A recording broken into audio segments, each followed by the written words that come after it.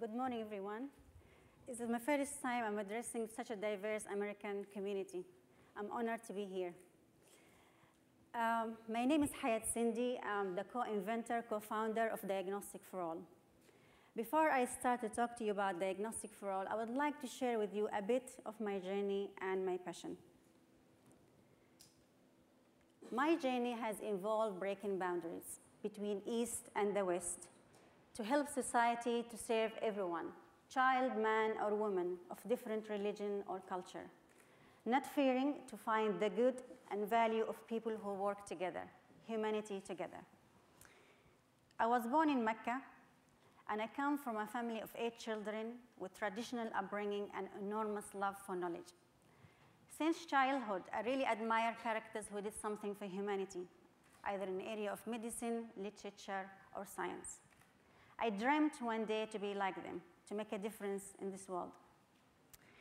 17 years ago, I left home in my teens on my own, not a word of English, to Britain, to follow my dream, to become a scientist.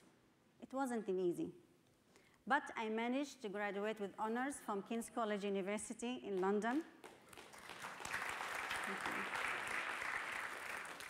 And I was lucky to get a full scholarship from Cambridge University where I did my PhD in biotechnology. Almost 3 years ago, I came to Harvard. I came to work in a very special scientific lab. That by everybody's standard is a fantastic lab. Why it is fantastic? Because this lab is making great discoveries to help society and community at large. This is Professor George Whiteside lab. There we came with a unique invention. We came with a unique invention all the time, but this one is particularly is going to help people, save people's life. With this invention, we were the winner of both competition last year, Harvard Social Enterprise competition and MIT 100K competition at the same year. And then we established a company on this invention. We call it Diagnostic For All. So what is Diagnostic For All? Our mission is to provide a very low-cost healthcare solutions to improve health worldwide. We are a non-profit enterprise. I will come to talk about the technology and application in a minute. Millions of people are dying around the world because they cannot afford access to diagnostic tools to monitor their health. This picture shows you the core problem. People in the developed world have been sending lab equipment to developing countries to manage their health. As you could see here, the lab is old and bulky, and the conditions are unsanitary. This approach doesn't work, and it never will. Diagnostic For All has a solution. Diagnostic For All can put the power of the entire diagnostic lab at the patient's fingertip. And here it is. Can you see it? You can't? OK. Here's a picture of it. Let me talk to you about the technology a bit. Our technology is made of paper, so it's very low cost, as low as a penny per device. And it's portable. You can carry it, you can fold it, you can put it in your pocket. It doesn't require a highly skilled person to operate it. It doesn't require external power or reagent. And above all, it's safely disposable. You can just light it with the match and incinerate it. Also, our technology is very, very tiny. It only requires a minimum amount of tears or saliva or urine, which is going to travel a few millimeters to give you the result in seconds. What makes our technology so unique? Because we can do all of this on a piece of paper while maintaining the high level of quality. Let me show you how it works. If you take a drop of urine, saliva, tears, blood, and place it on the device, the fluid wicks up the channels and reacts with chemical reagent placed in the wells. The color change is according to what we have in, for example, in urine. Here we are testing for glucose and protein. This is just one example of what we can do. We have a suite of diagnostic tools with many devices, different shapes, and we can test for different applications. Our first application we choose is liver function test.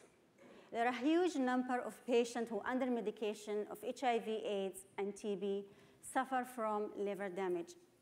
Because they take many pills for their medication, and they can cause liver failure. How we deal with this problem? For example, here in the US, by monitoring a constant blood test taken from the patient, so the doctor, he can keep an eye on the liver condition. So he can change the course of medication before the liver damage. What's happening in a developing world? It doesn't happen. And even if the patient is lucky to be near a central lab, it takes weeks for results to come back. And by that time, it's very difficult for the doctor to track the patient because they come from far away from a remote area. And also for the patient, it's very hard to recover the liver condition. I wanted to show you this diagram. In the US, 15% of the patient under medication of HIV/AIDS, 5%, they develop liver damage because they're being monitored. While in a developing country, 25%. That means 700,000 will die eventually if they're not being treated and monitored. This is only HIV/AIDS under medication. If we add the TB, this number will jump to 2.3 million will die eventually per year. And consider that they die not because of the disease, it's because of the side effect of the drug that's supposed to save them. Diagnostic for All can solve this problem head-on, simply by monitoring. And here's how it works.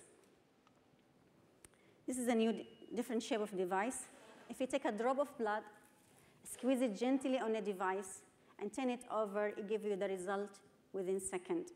And providing the color scale, the medical doctor can tell if the patient has a liver problem. And the beauty about this is the doctor can go and can screen whole village then and there and can have the result and take an action. We are not just about liver function tests. We are developing a suite of diagnostic tools, such as in kidney function and electrolyte. Because our technology is so sophisticated, we believe that, it's going to expand our market area, such as in low testing pollution and water testing pollution and emergency response. Also, we introduced telemedicine. It's going to be our future complement to our device.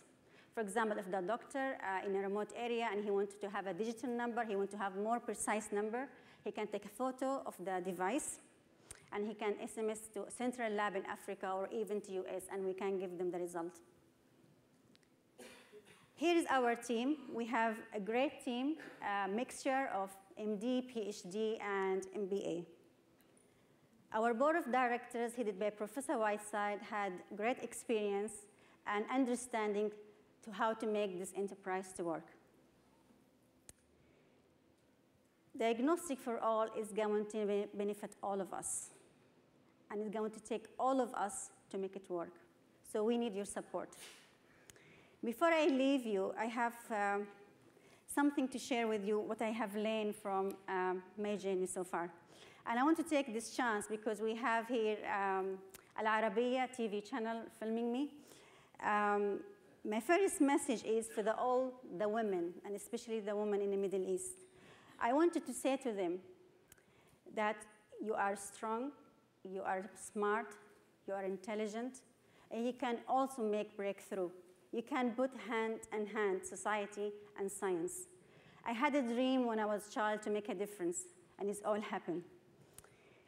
Second thing, and finally, what I wanted to mention is innovation cannot lead by its own. That's why you are here in PopTech. We need to lead innovation.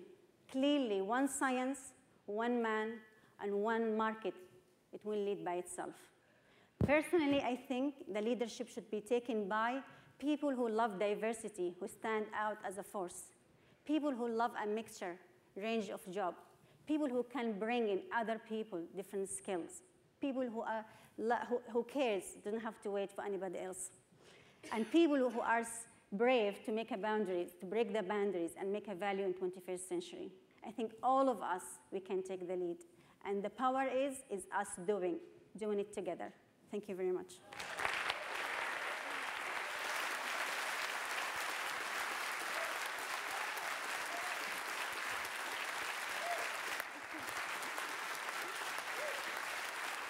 Thank you so much.